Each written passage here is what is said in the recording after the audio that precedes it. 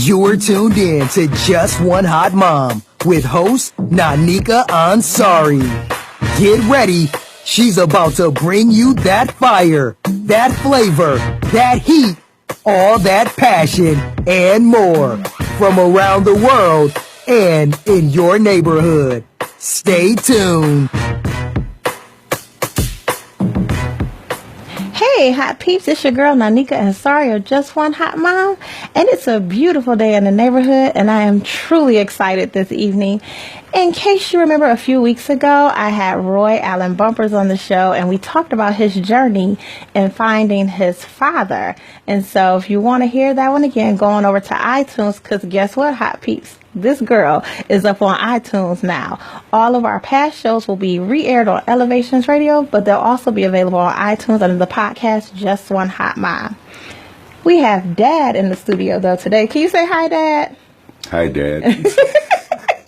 Let me tell y'all, this is one cool dad. I think this is going to be a good ride. We're going to have a good time. In case you all want to call in or if you have questions, please call in at 440-252-0518. So we're going to jump right in. This is your son. I'm just want to know if you want to claim him or not, because, you know, that is correct. The show is kind of about you That claiming is correct. him. He is my son. So, Roy, would you mind giving us like a brief snippet of your previous interview? Well, essentially in that interview, I, for the first time, told in more detail the story that led to my dad and I meeting and coming into contact with each other for the first time. Neither one of us had known each other prior to this experience earlier this year, so it was quite a journey to get to where we are now. But it's been good. It's been good, and I'm thankful.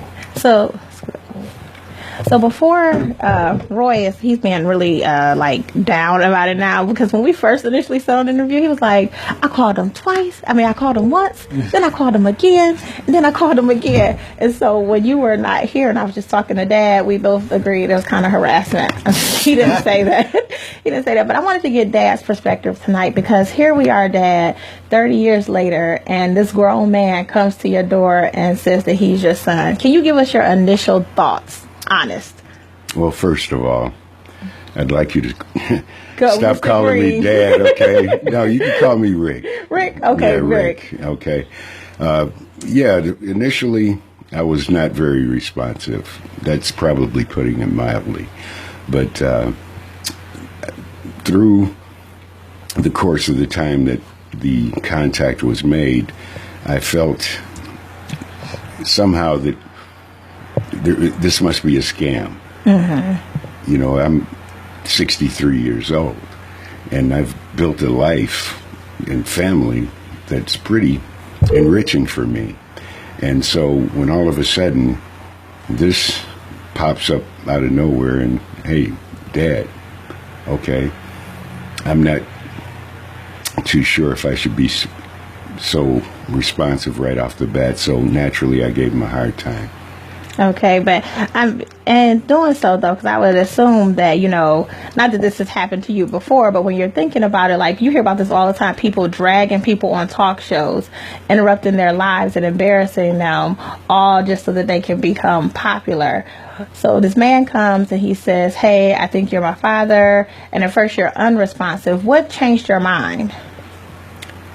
Well, it's kind of complicated, the answer to that, but to put it in a summary, I was compelled to do so because of interference from a family member outside of my control. And once that was done, the die was cast, and I had to make an assertion one way or the other. And so I had to finally contact my son, Roy. And so in talking to Roy, he's like, hey, so I'm like, oh, okay, so you guys just went and got a DNA test, and that was a wrap for it. And he's like, no. He's like, you know, I really had to respect the fact that he wanted to put me through this process to make sure, you know, that you guys have built the connection. So from my understanding, this process took 30 days. What were you hoping to learn in that time period about Roy so that you could kind of validate that he was your son? Well, first of all, I wanted to validate I was his dad. And that's the reason for the 30 days. The thing is, I saw what a social media maven he was, and so I thought, I said, this guy's doing more in social media in a few months than my whole family has done since the computer's been invented. So that means he's putting everything out there. So whatever I say or do concerning him, I have to be very introspective about it. Mm-hmm. So I gave him an ultimatum. I said, for the next 30 days, if you do not put anything on social media and it never comes back to me, then we can take the test and then we can go from there. But if I hear anything about this, you'll never hear from me again. And he was a man of integrity, and he did what he said he was going to do, and that impressed me. Now, in that 30 days, did you see some similarities between the two of you? Like, and when you started to get to know each other, did you notice things about him besides the chest thing? Because that was a big thing. Did you notice things about him that said, okay, were there things that clicked in your mind? Well, yeah, the appearance, of course. We both look alike. In fact, one of my kids told me, he looks more like you than any of us. And so, I mean, I heard all of that, but until I actually had scientific proof, I wasn't going for it, because I actually thought he looked like his mom. So and he did say that. Initially, yeah, he said, I look a lot like my mom. I thought it was his mom. But like I explained to you before, when Roy sent the picture to the blog, I was like, oh my goodness, like there was a question, because you guys, to me, in the picture, looked a lot alike. But wait, he had a picture of my dad with him first. Okay. So, I was thinking, maybe it was my dad's kid, because, he and my mom divorced 27, 30, 40 years ago. Yeah, I'm thinking, hey, it might be his kid. I don't know. So I didn't hear anything about it until now. So I'm like, what's up with this? So again, I had to have some assurances. I don't blame you, because like I said before, people will cause you to have pause with them, especially in this day and age, especially with social media and being able to manipulate pictures. And, so when Roy was telling the story, I was like, yeah, I probably would have paused you too. Like, you need to relax yourself.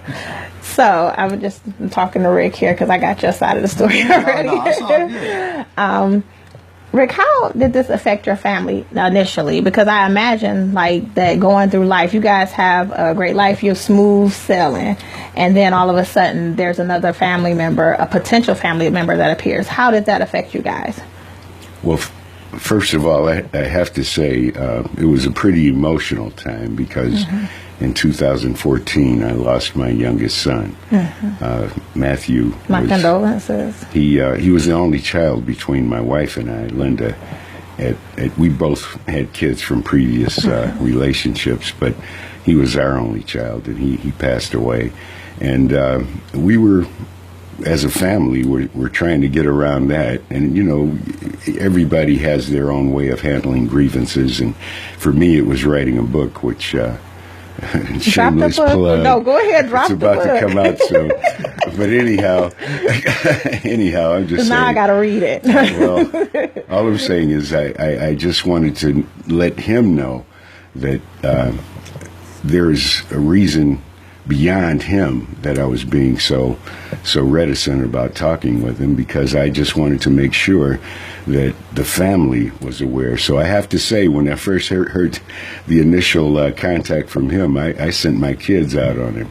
They were on Facebook, and I told my daughters. They investigated him? Yes, they did. I don't blame you. Yes, they did. They did a great job, I might add.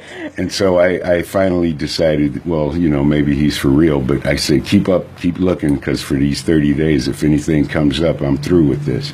And they did, but they gave him the thumbs up at the end of the 30 days, and here we are now. Now I want to go back to Roy, because in the last interview you didn't mention that, but because we mentioned validation between the Bumpers men and then the other, I'm sorry, we didn't get the other dads, the Collins, the Collins siblings, and then now these potential siblings are investigating you. How did that make you feel? Well, to be honest, I didn't know. On my end, it was dead silence. Up until he made contact with me, I was kind of in the dark. I didn't know where things were going to go, or if I was going to hear from him or anything. So all of this investigation that he's speaking of, I had no idea was going on.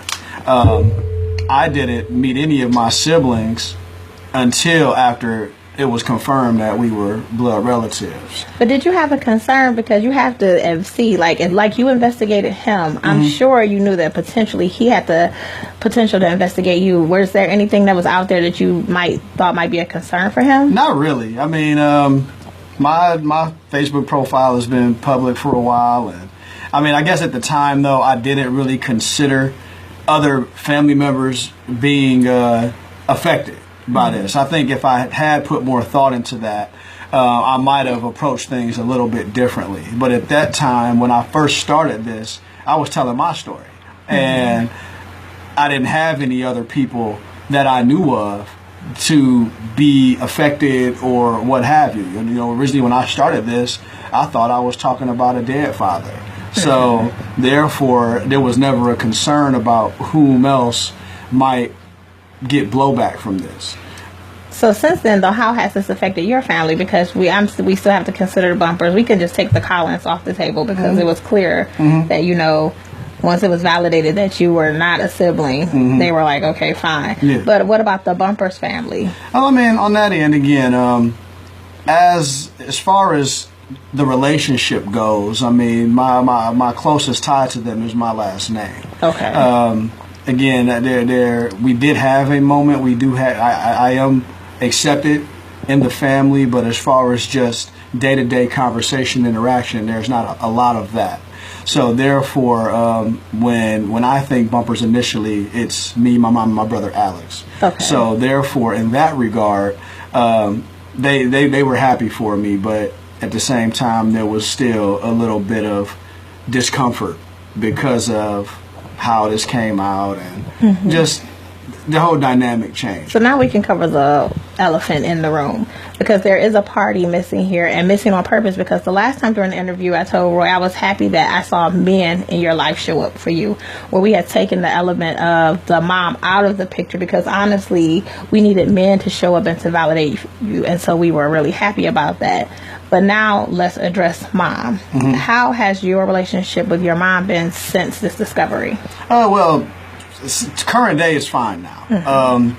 Initially, it was a little, I guess for lack of a better word, tumultuous. You know, I'm learning a lot of cool words from my dad now.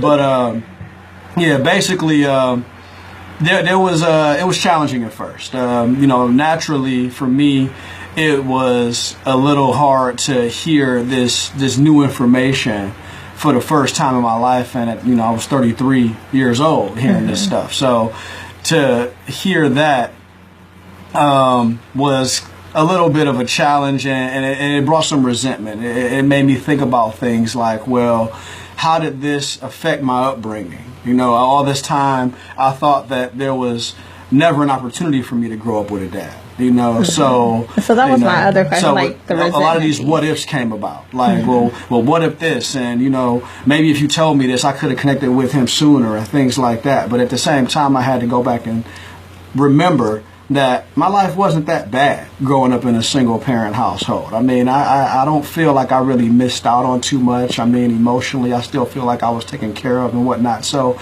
I mean, I didn't come out bad. So I had to remember that I still have things to be grateful for. I couldn't forget that even if my mom withheld information or wasn't sure about whatever, I mean, she still raised me, and she raised me to be okay. So I had to be grateful for that. And that kind of brought me back after Dad and I got to the place that we are. But yes, there was a little bit of a challenge, I think on both ends, because I think that initially she would have been just as happy if I would have just given up on this and just let it go. But I couldn't do that. So I'm sure she knew that you couldn't. She raised you, so I'm sure she knew you were going to investigate this like full on. But Rick, how did you feel after all these years? Because in the story, like when Roy tells it, it's like his mom's like, oh, okay, it might be so and so. Like, how did you feel to discover like this secret had been held on for so many years, and now it was released, and now it was going to affect your life? Honestly, I had a little bit of resentment naturally, but then I got over it rather quickly. especially once I saw how he turned out. I have to commend his mom for raising such a wonderful son. But I was puzzled about why she felt it necessary not to contact me at all. I didn't run away. Everybody knew where I was. I've worked 30 years for ODOT, and I was the public information officer. Well, not the officer, but the liaison for at least 5 years. So you were visible. I was on TV all the time. Yeah. So I was not someone that was avoiding the responsibility of having a child. I already had children, and if I had known, believe me, he would have been in our lives. However, I was just puzzled. So that's a question I would love to ask, but I don't think I have the right to ask that of her. Okay.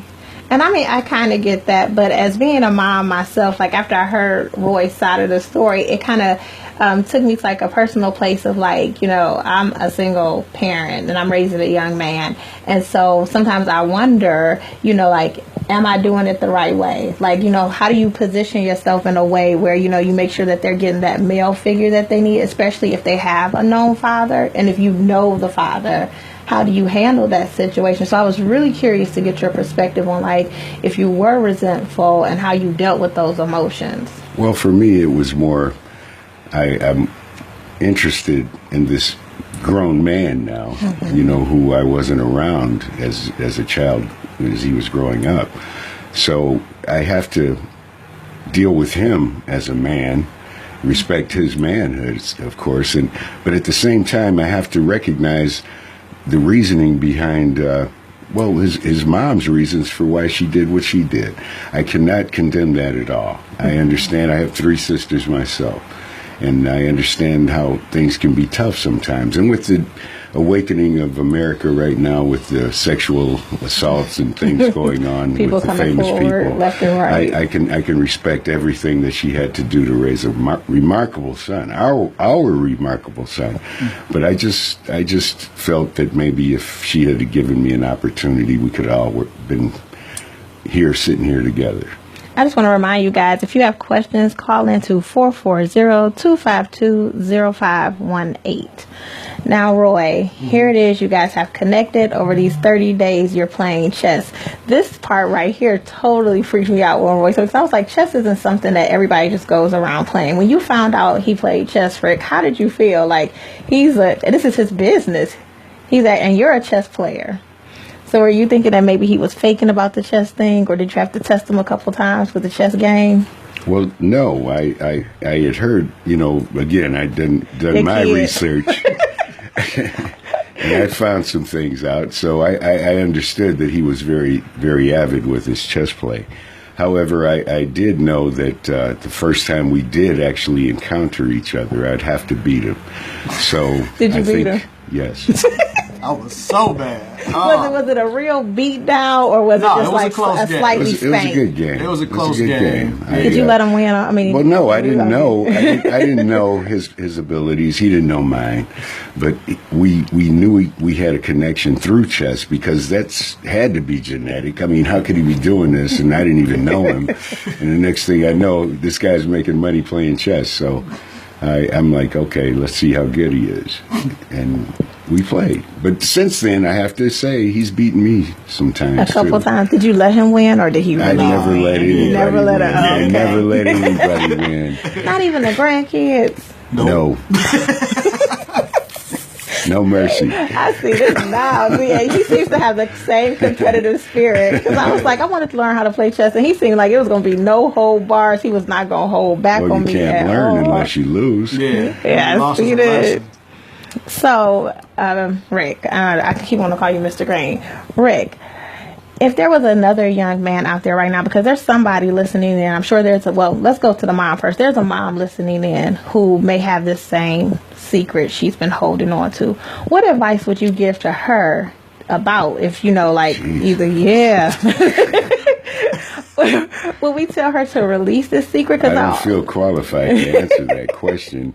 However, I will give my opinion. And that's all we ask, is for your opinion. All right, for what it's worth. For anybody else out there who's who's listening who may have somewhat similar situation going on in their lives. The men involved, by all means, if you're aware, please make sure that the person that's keeping you unaware knows in some way that you're accessible. Because if you're make yourself accessible around your friends and around your social behavior, then that would allow whoever the mother is to see how you are in public, and if you're the kind of guy she wants that child to be around, then she can make that decision. But in any whatever decision she makes, please let the father know. And see, I think I agree with that in some aspects. I'm always I'm not trying to be on the fence, but unless the person is a danger to themselves, there are instances. There are individual situations which I will not disavow. I'm just saying, from my own personal opinion, I was never allowed to be in Roy's life. I was never told about him. I had no inclination until 7 months ago that he could be my son.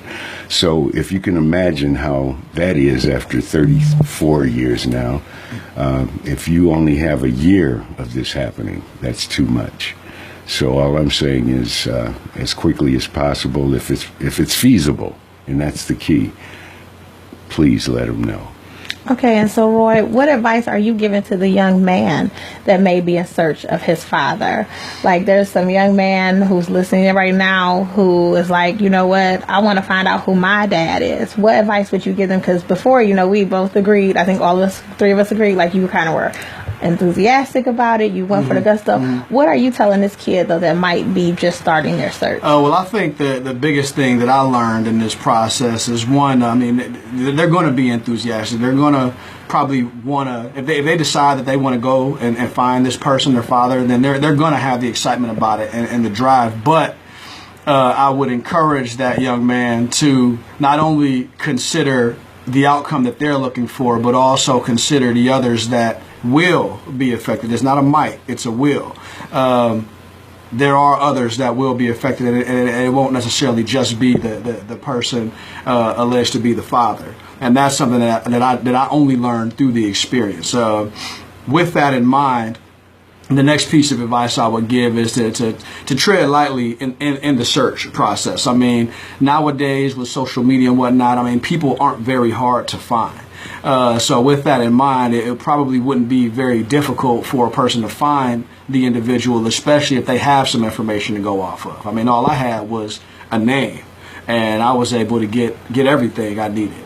I wasn't 100% sure of the person, but yeah. So with that in mind, I guess the biggest thing I would say is, if you do get contact information, don't lead with, "Hey, I think you're my dad." That's probably not the way to do it. I agree. So I wish I could have heard this phone message. Wait, my wife. I'm gonna ask him next. My wife had, her head was shaking. Wait, on before that you finish, Rick, can you tell us about the phone message? Because the way he described the phone message, he was like, I just said, "Hey, I think you're my dad, and if you want, you can call me back." Click. More or less. That was the second message, though. The first message was a lot more vague. Oh, that was the credit card company. That was basically like, "Hey, message. I'm looking for somebody at this number. Please call me back." And I'm like, "Oh, nobody's going to call me back after that." So I have to call back. So I kind of set myself up, and then So definitely don't lead with, "Hey, I think you're my dad." Like there's ways to do it. There's different ways to do it. Inbox me. Anybody who is in this situation or has a similar situation, just hit me up and we'll talk about it. Well, you'll walk them through the I think you're my dad process. I can definitely tell them what not to do. That's a fact. Well, it's good that you want to help people in the community if they have those questions, because you know what, let's face it, not everybody is going to get the response that you got. Absolutely. There's going to be somebody out there. And that's another thing that needs to be said, is that you do have to be prepared for either outcome. Because in my mind, the only outcome I imagined was the TV outcome of, tears shed, let's hug, let's start a relationship from this point forward. And I didn't consider the fact that I'm reaching out to somebody that has raised a family, that has lived a life, that has retired from a career, and And I think that chapter in their life has been closed. Not to mention lost a son. So with that in mind, I mean, there was a lot of things that I didn't consider when I came forward that I probably should have. But when he pumped your brakes, how did that, like, when he was like, no, how did that make you feel? Because I want to give the young man the possibility, like, it may be some heartache, but it's possible to Absolutely. I mean, for me, yeah, obviously I was hurt. I mean, I was hurt about it, but at the same time, I had to understand where he was coming from. I mean, there was no point in the situation where I didn't feel where he was coming from. I'm like, hey, I don't know what I would have done in my 60s if some 30-plus guy reached out to me and said this. So I had to get that. So what I did and fortunately for me, it worked in my favor, is I figured that this is an older guy. I came and I did the millennial approach. I picked up the phone and called, where in his generation, he's a letter writing generation. So I said, hey, let me just write him a letter. He didn't have a lot of control on the phone, but the letter he had some control over. So let me do that. So there's more than one way to make contact. If the initial attempt doesn't work, there's other ways to do it. So I wrote a letter, threw it in the mail, and just waited on a response. I didn't know if I would get one or not, but I made that attempt, and fortunately for me, it worked. I wasn't going to respond. To the letter or the phone call? To the letter or the phone call. I wasn't responding to anything.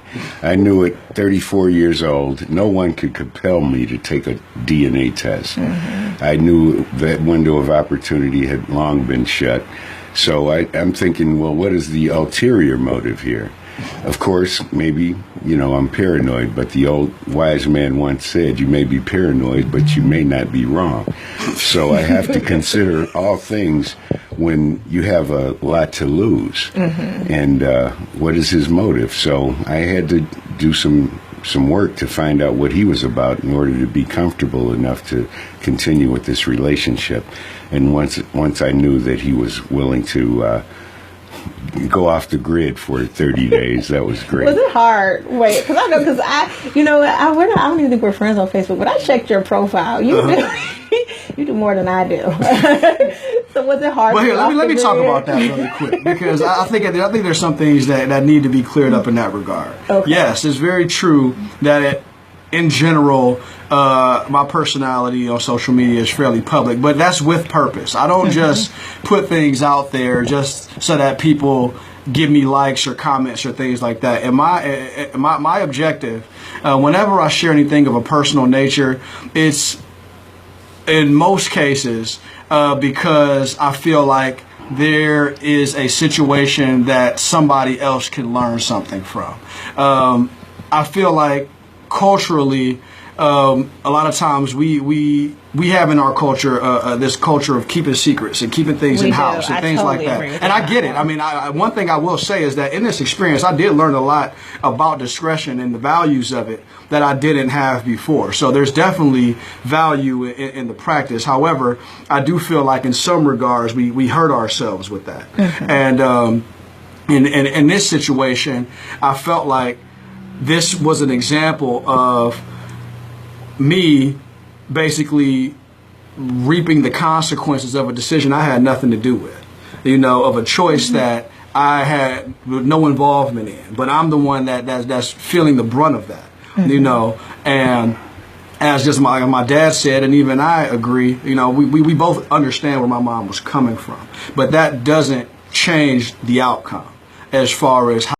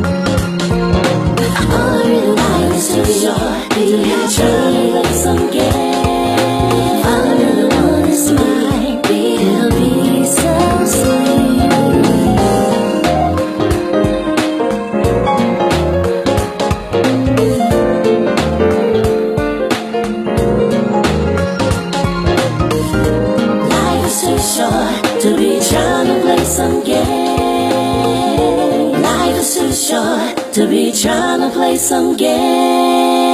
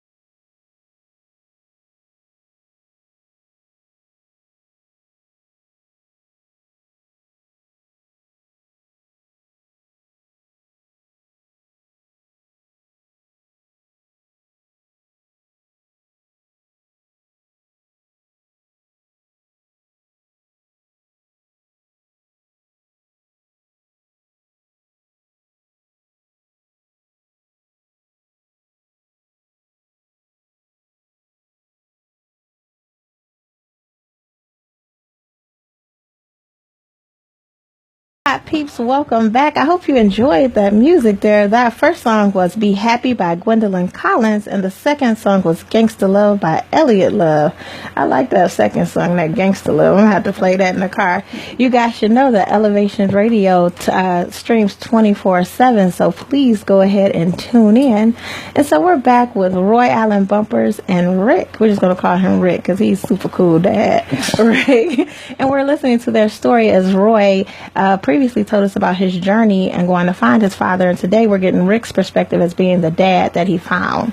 So Rick, we're going to go back to you in this conversation. Roy leaves you these two messages, but you don't get the messages. Your wife gets the messages. Can you give us a brief snapshot of your wife getting these messages? Phone call 1, okay. Joke. Phone call 2, you need to listen to this. And I mean right now. So I listened, and I was like, wait a minute. And you know, well, first of all, let me say this. There had been a rumor out for 10 years that I had a son that I didn't know about. My wife had heard this rumor from one of her cousins for years, who this cousin, again, we kind of fell out. But I found out after 10 years the reason why sometimes my wife would be mad at me, looking at That was me. that secret mad. Yeah, it was mad, and I didn't know what I did. So for a long time, I was hearing that that's what she's talking about. So when this finally came up, she was ready to confront so this there was situation. some past emotions where she was like, let's go. Yes, she was like, okay, finally it's coming to light. Everything in the dark comes to light. So I was feeling her animus, if you will, that said, you have to clear some things up with me first. So before I could venture into what Roy was talking about, I had to deal with her.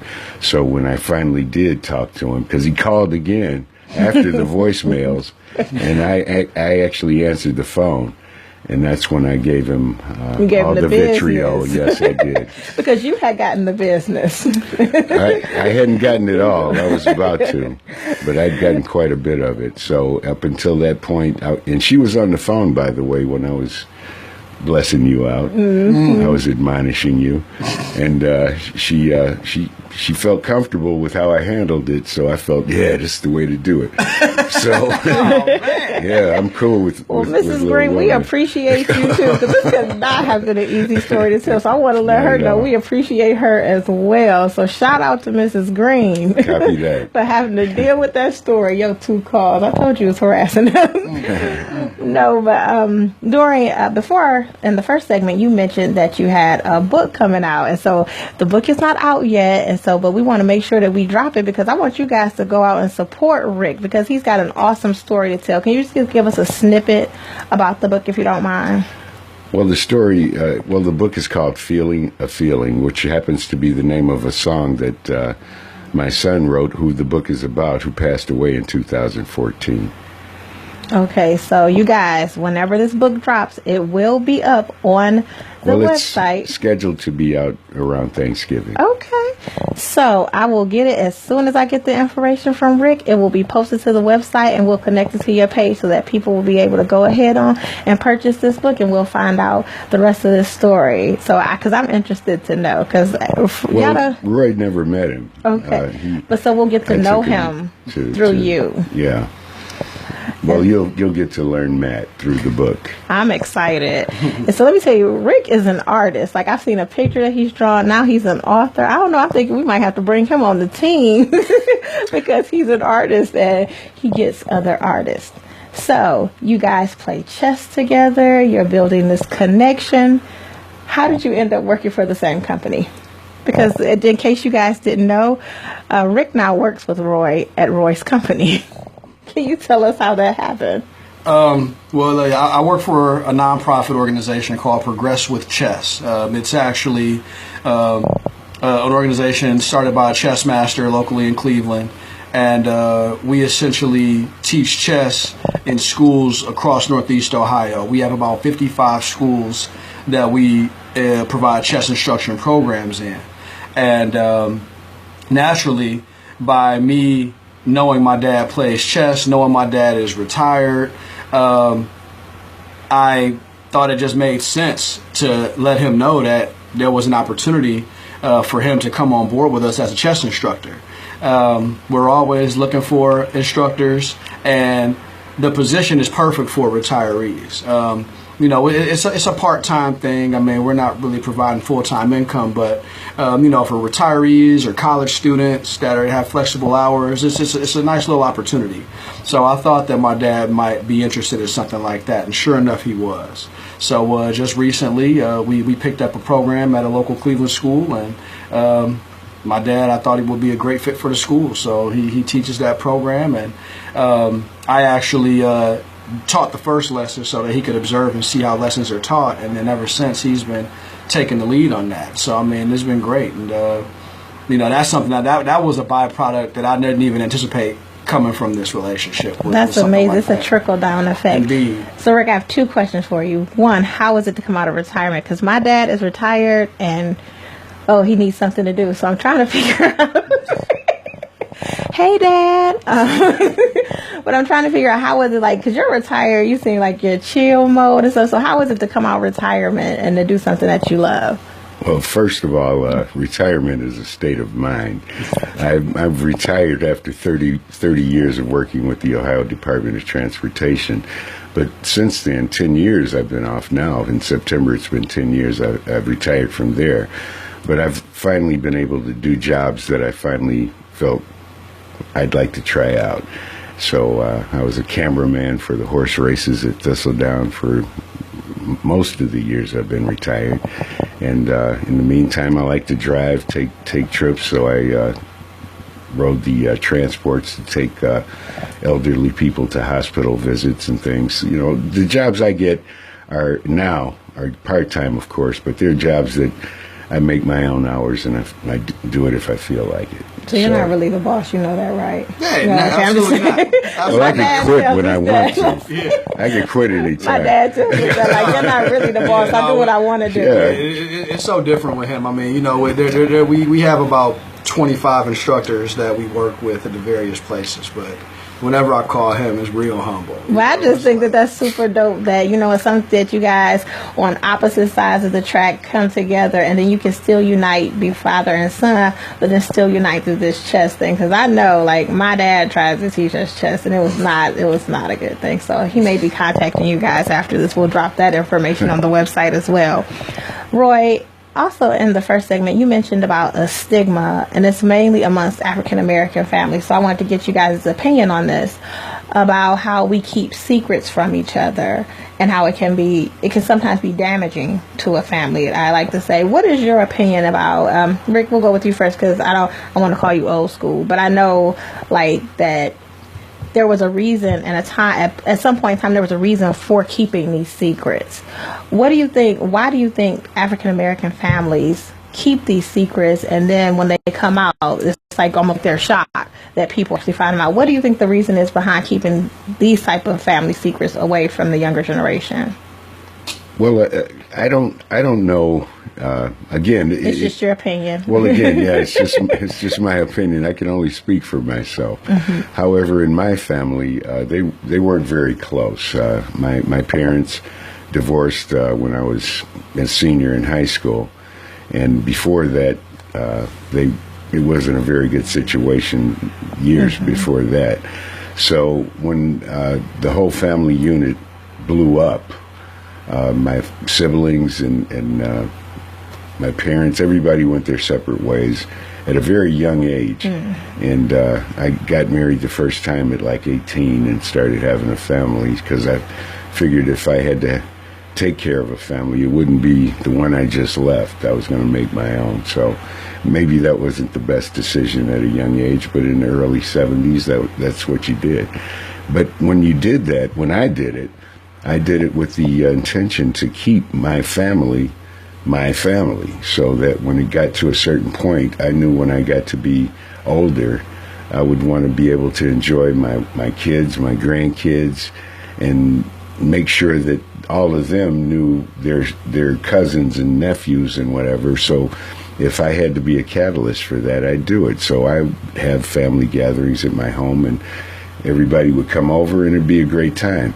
But everything we did stayed within our family. Mm-hmm. We had our arguments and that. But a matter of protecting the family a little bit? Well, absolutely. Mm-hmm. Because I always tell my kids, I tell my wife, I says, when you close the door, when you go out in the world, no one really cares for you the way the people that lives within your walls or your circle of friends or family will care for you, because at the end of the day, all you have is your family. So you have to try and cultivate as best you can some kind of relationship. And if it's a argumentative relationship, then if you really love them, you have to leave them alone. And I've done that with family members as well. And see, I can respect that opinion, because, you know, if it's to protect the family, but I think like in our day and age and with ourselves, sometimes we tell these secrets not to protect the family, but just because we don't want to be embarrassed. Mm-hmm. And so what is your thought on that, Roy? Like, why, I want to say millennials, because you're a millennial, right? Yeah, I think I fall in that 1983. I think I made it. What do you think now in this day and age? Because we have social media, like all of our kids are active, like on social media, everything is out there in the open. What is it at this day and age that people are still able to keep these secrets? Why are they keeping them when it's going to be let go on social media at some point? Somebody's going to tell it. Why do you think people are still Well, I think that just falls in line with pretty much the reason why people do a lot of stuff that might be detrimental, because a lot of people have the mentality of, well, that I'm different. That's not going to happen to me, type of thing. So I think that's what it is. I don't think it's necessarily intentional. However, I just do think that, and maybe it's just me playing chess. So I guess if anything, I would say that maybe more people play chess, this might go away. But it's like, when you start forward thinking and you think about the future, or you think about your kids growing up and things of that nature. I mean, one of the things that I think about is, if for no other reason, especially when it comes to these family type things, especially when it has something to do with relation and things like that. I mean, I think if for no other reason, it should be the fact that who wants to grow up and meet somebody they're interested in, and then find out they're in a relationship with their cousin. They find out they're about to marry, a blood relative. Like, who wants to end up in that situation? And it's a shame that we have these sad stories out here like that. We do. We have a lot of people out here. It's more common than you think. Like, I read a lot. Yeah, I mean, I hear about all the time. So the story is really common that, I met this guy, so-and-so, and then at the family reunion, they're like, oh, that's your third cousin. Yeah, and I'm like, so I feel like sometimes if we were honest with each other, which I know that there's a protection there for the family, I think that sometimes if we're honest with each other, especially when there's a secret like this, that you can say, okay, we need to tell you something, but we want to keep it within our family setting. You don't have to let everybody in, but you let the family know. Well, again, you have to know who your family is. You're right. And in fact, you have to understand, too, that each family member is an individual, and whether you like the way they do things or not, you still have to be a part of that family. We can't choose who we're born to.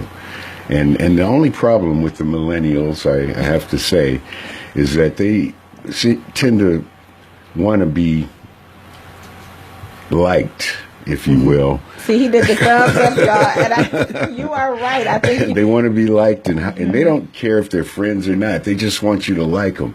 And so, Oscar Wilde once said, "Be yourself, because everybody else is already taken." So why not try to be as much of yourself as you can, the best person you can be, and then if you want to be on social media, then let them see what you are. And if you're not, I don't know. It just seems too pervasive. No, but I really me. like what you just said, because we just had this a moment ago, and I was telling Rick like that. I don't want the show to necessarily be. I want it to be popular because I want people to tune in. Of course. But I'd rather have a healing situation versus a gossip situation. Like, if you're just going to come and tell the story and it's strictly for gossip and we can't validate any of this information, then there's no point. But if there's going to be a healing in the process, I would more so like to see people be healed through your story versus just having something to talk about. Well, how do you quantify that? That's what bothers me. That is the ultimate question. And when I think about that, I say, well, I can do only so much. So the thing that I can do is live by example. And so I try to lead a certain kind of way my life, and I hope my kids are proud of me for it, and that's all I can do. Well, I don't know. You brought some light into my life today, so you should know that. So if all healing process, at least you've healed my mind into thinking how I will move forward in my son's relationship with his father. So well, I'm glad I could help in that regard. You struck gold right there. So moving forward, how's this? What are we doing with this relationship? Are we still meeting and playing chess on a regular basis? Like how? Oh, the party. Did you guys have a party? I didn't get any party pics. So in case you guys didn't know before. Well, that was by design. So I appreciate that. Roy and Rick had this thing going that if it was validated that Roy was actually Rick's son, he was supposed to throw him the party. So what was the party? Well, it came up the weekend, the Memorial Day weekend. Okay. We had gotten the results a couple of weeks prior. And he did indicate that was one of his ground rules, that he wanted to have me formally accept him into the family. And, hey, it was kind of corny, but I said, okay, we could do this. So we set everything up. We set Rick's it out. way cool. And so the family, we all welcomed him and his family. And I thought it went off very well, actually. And you could ask Roy how he felt. But How was the party? No, I mean, it was one of the greatest days of my life. I mean, was it what you expected? Yeah, I mean, it was actually. I mean, it was, my dad's a sentimental person. So, I mean, he raised a glass to me and did a toast and had a speech. It was just like things I weren't really expecting. I didn't know how I would respond to it. But, I shed a couple tears, but it was good, though. I mean, it did give me the closure that I was looking for. So we spoke before, because you said closure this time, but before we spoke, and it was validation. Mm-hmm. And so now, do you feel like finally, because we talked about you maybe feeling like you didn't deserve to have a dad. Mm-hmm. And so I'm sure there's someone out there else feeling like maybe I don't deserve this, and you're telling us that you deserve it. And it's possible. Absolutely, yeah. I think everybody deserves to have a dad, but at bare minimum, know who he is. And it's just, for me, it's done so much for me. And my initial goal was just to meet this man and have a relationship ideally. But if we didn't have a relationship, at least know for sure that he was my dad. But since we got the relationship, now I'm learning so much more about me. I'm meeting my other family members. I'm learning about why I do things that I do and how so much of my life has been genetic. We don't think that way. Yeah. We think that, we just pick up these habits. Yeah. It's funny because, I feel like even like I'm going through now feels like a challenge. I feel like I'm alone, but like my dad has virtually gone through everything I've gone through. So, one of the things that I valued the most of our relationship is that, in a moment when I was feeling at my lowest, I was able to call him at midnight and just pop up at the house, and that was, that made everything worth it for me. It made the whole journey worth it.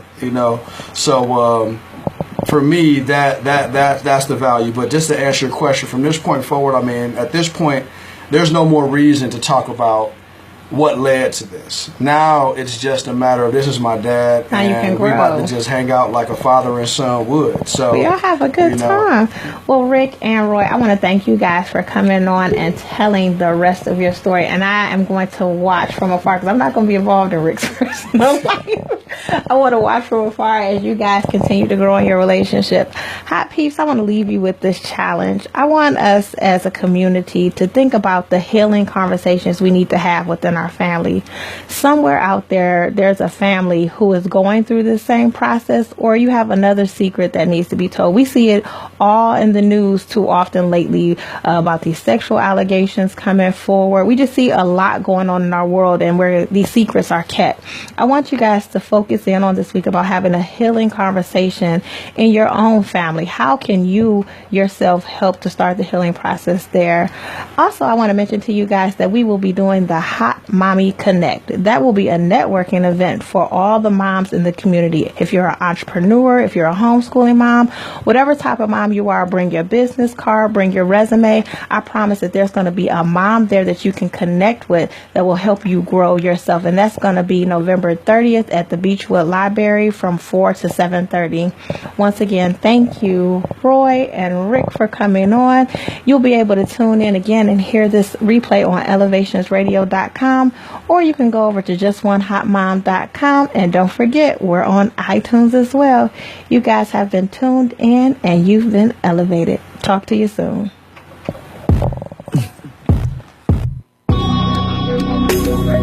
I know I be wrong, yeah, I know I be wrong, but I know. Behind my arm, my soul's still longing for you. I thought I was strong, yeah, I thought I was strong, but on my knees, I'm praying, I'm looking for you. So